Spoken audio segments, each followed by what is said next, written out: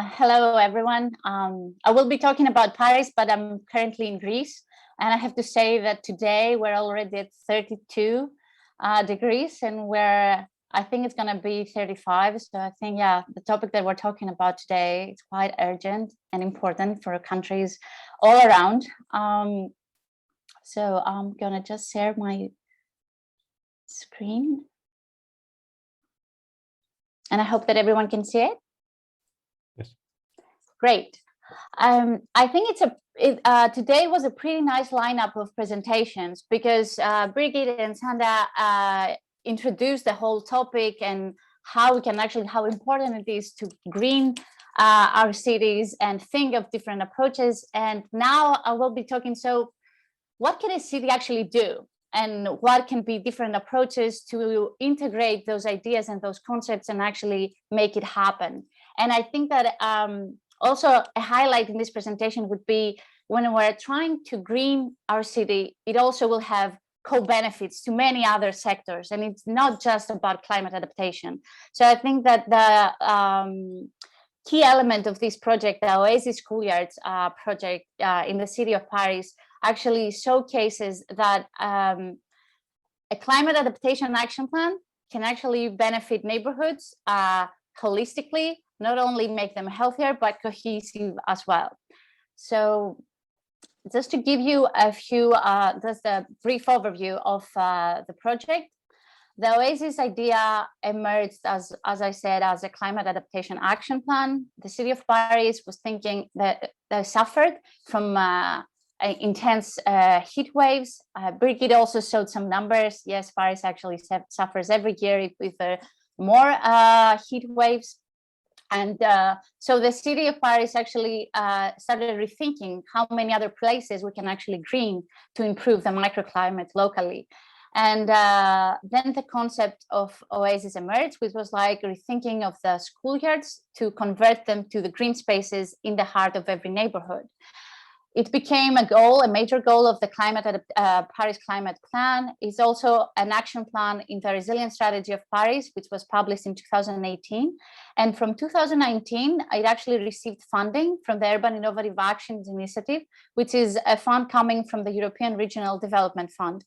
So today I will be talking more about the UIA project, but you have to keep in mind that the OASIS approach started a little bit earlier. So every year we're trying to improve the efficiency of this approach. Now, the main objectives of this project were firstly to transform the schoolyards into polyvalent spaces, not just schoolyard spaces, not just play areas, but also green areas, so many different type of activities. We also wanted to ensure that those spaces were appropriate places for children of all abilities that promote their healthy development and well-being. So we're focusing a lot on how schoolyards should look like and how to embrace different diversity and also foster children's development. Also, we wanted to integrate more nature for all, that we've been talking today a lot about this, to encourage citizen engagement and active participation. And particularly this actually also strengthens the idea of how we become more aware of climate adaptation and why we need more approaches similar to these. And of course, how to create those schoolyards to become climate adaptive and cooler places. Here I have a roadmap from the milestones from our journey now in the UIA project. And we began in 2019 with a series of co-design workshops, and I will mention this many times in this presentation, that participation and engagement was in the core of the concept of the OASIS approach. So in the beginning, we had these workshops with the school community, and during these workshops, we developed ideas of how the schoolyards would look like, what is climate change, how we can integrate approaches for climate adaptation in our own schoolyard together with the pupils. After this series of workshops, we had a school exhibition where the pupils who were actively involved in this process actually had the opportunity to showcase their work and to show to the entire school community, but also the parents and the local neighborhood, how the schoolyard would look like, why we have chosen these ideas. So now at that point, we had those concept plans and the ideas in our heads and in the plans. Then we went through a reviewing from a cross-disciplinary group of experts, and experts from environmental planning, from engineering, from education, because we wanted to make sure that the concept plans that we are developing actually fulfill all the goals that I had just mentioned. So it's not one-dimensional. And after that, we went through an intensive process for developing from concept plans, the construction plans.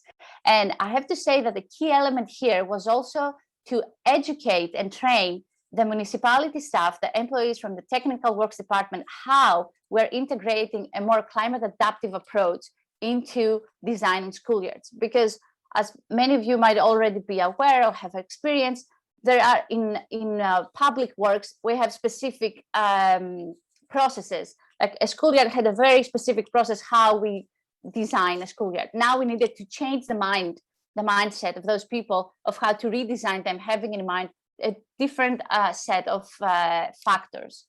So after the construction plans, of course, we moved on to construction works. We have transformed 9 out of 10 schoolyards throughout the summer 2020.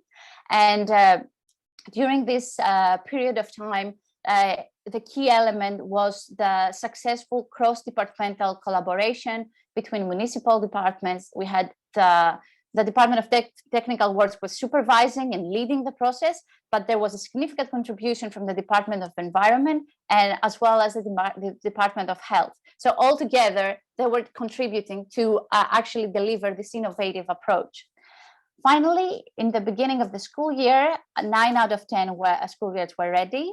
And now throughout this year, we have been coordinating different types of workshops with the children to actually complete the final refinements of the schoolyard. And that meant the planting more vegetation or creating their vegetable gardens or painting, in general, creating all those final elements that will make them understand that they are a core part of this process, both the children and the local community.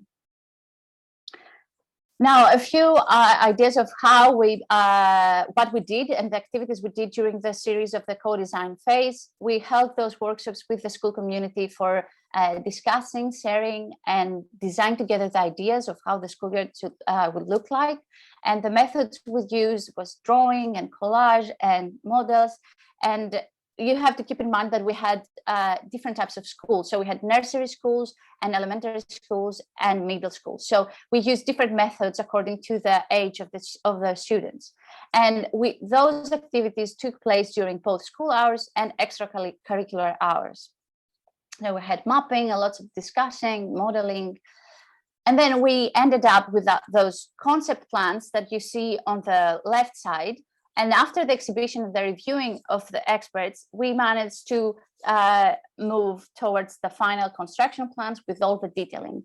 That was a very the most important phase, because every schoolyard had different characteristics. And as it was previously discussed, not all solutions work everywhere. So it's not just greening the space. We needed to take into consideration the different characteristics of every schoolyard. What would be actually meaningful to do it, both environmental wise, but educational wise as well, according to the location and the type of the school.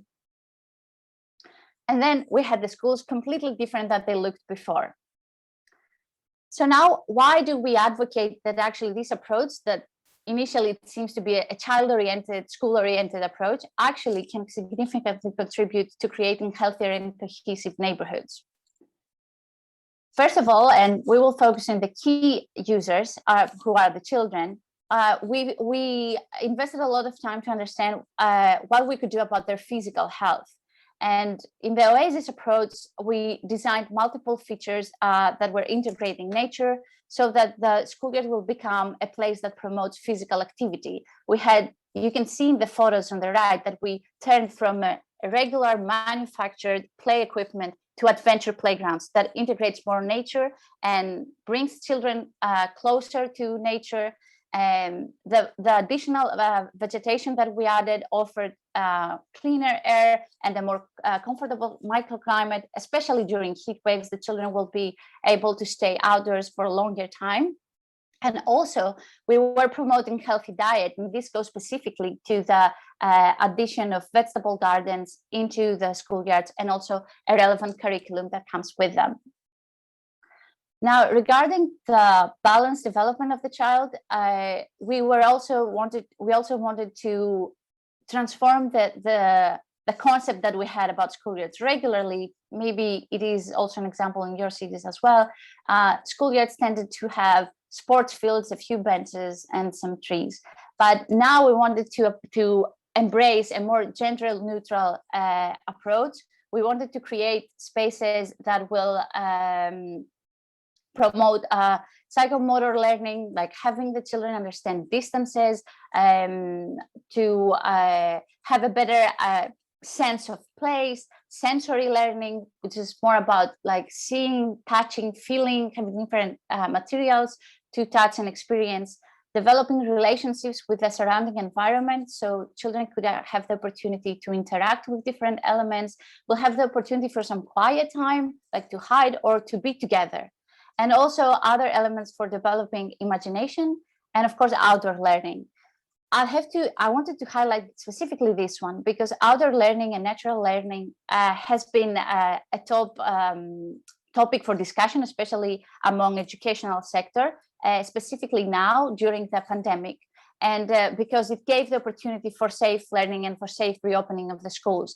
This has been an idea that we had early on in the project, but it actually worked really well now during the pandemic. And we hope that more and more teachers would actually embrace the idea of bringing the classes outdoors. So the more that we have the idea when designing the schoolyard that we can accommodate this function as well, the more we can help having those spaces being more resilient and flexible and adaptive to different circumstances that we face. Like pandemic, we wouldn't have even thought that that would come.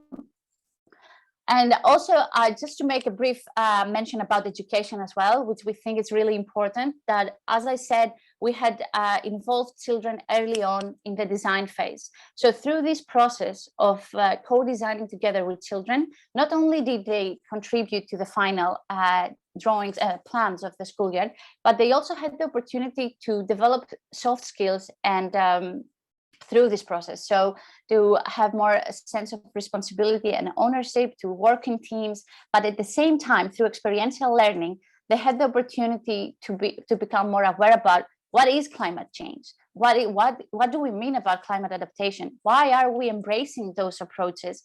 And we want to think that this will help embrace more healthy habits, and that they can pursue later on a more sustainable way of living as adults as well, and as our future society. So now about nature, integrating more nature for all. And why do we say for all? We say that because the concept of the OASIS schoolyards is not limited just to the schoolyard and the school community. The idea is that after school hours, those schoolyards can open up access to the entire neighborhood. So all local residents can actually have the opportunity to visit a green space after the transformation. Our goal here was to at least dedicate 20 to 30% of the total surface area to green spaces. So as you can see on the right, the top photo actually is the previous condition before transformation, and then the photo on the bottom is during the technical works. And you can see how gradually we're substituting asphalt with either green spaces or more permeable paving materials. We were provisioning more shaded areas either through vegetation or with different structures. And we're also providing drinking water fountains and water features for stormwater management. Now in the map of Paris that you can see on the right, and gradually the schools that are adapting the OASIS approach, you can see that schools, by being in the heart of every neighborhood and by transforming them, we are now creating a green space in the heart of every neighborhood. So if you can imagine that we have an accessible green space so close to every resident. In most cases, every Parisian resides within a radius of 250 meters from a public school. So we want to think that our vision of converting all the 770 public schools in Paris into OASIS schoolyards, we can actually contribute into having green spaces in the heart of all the neighborhoods and in close proximity to almost everyone. And maybe I'm not sure if you are all aware of this big vision that the mayor of Paris actually has announced, and it's called the 15-minute city plan, which actually means that every Parisian will have within a 15-minute either walk or bike ride or public transportation ride, have access to important amenities. And green spaces are a really important amenity to have in proximity of your home. Now, another goal was to encourage citizen participation and expression. As I mentioned earlier, citizen participation is in the heart of the OASIS approach. And this doesn't only goes to how we design the space, but it also goes how we understand why we're embracing this approach. In the beginning, as I said, we started with a core community, which was, of course, the school community, because they are the main users of the space. But now we are expanding to the local community. This has been an issue now during the pandemic. I have to say that this process has been a little bit delayed, and slightly we have readjusted the way we're approaching local neighborhoods due to the safety measures from COVID-19. But the photo that you see here and a few illustrations were from the workshops in by the end of 2019. And what we have been doing back then and now going back to this during this summer is that we were inviting local stakeholders and residents to contribute with ideas to what activities they would like to have within the schoolyard after school hours. So again, going back to the Paris map, we're not only providing a green space in the heart of every neighborhood, but we are providing a quality space for recreation, play, and socializing in the heart of every neighborhood. And not just for the children and the families who are directly linked to the school, but for all the families. And with this approach, we are hoping that we will be strengthening the neighborhood social cohesion. Last but not least, of course, and it's the main topic of today, we are aiming that those schoolyards will be climate adaptive and cooler. And just to give you an idea why we were thinking about schools, during the summer 2017, schools were actually obliged to close for 3 days due to extreme heat. You can see in the photo that this is the pre-existing condition, that there were totally asphalt covered schoolyards. And this was the common example of every schoolyard in Paris.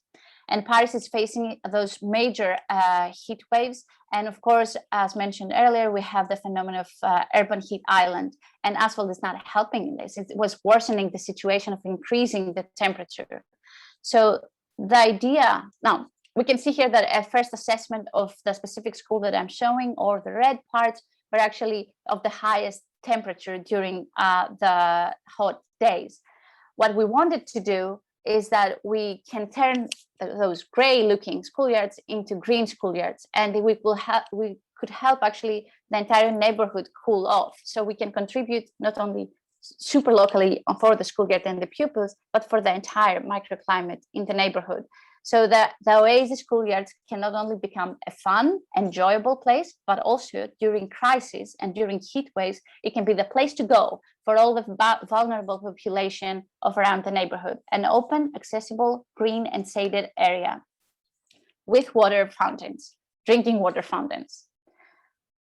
So this is pretty much what I wanted to describe about our OASIS approach. And I know that at first it seems a very narrow to children and school approach, but we really think that these approaches can actually be contributing to creating healthier neighborhoods and healthier cities, because it actually tries to embrace not only by technical and environmental perspective approaches that can respond to climate change, but at the same time it educates why we are doing this. Thank you very much.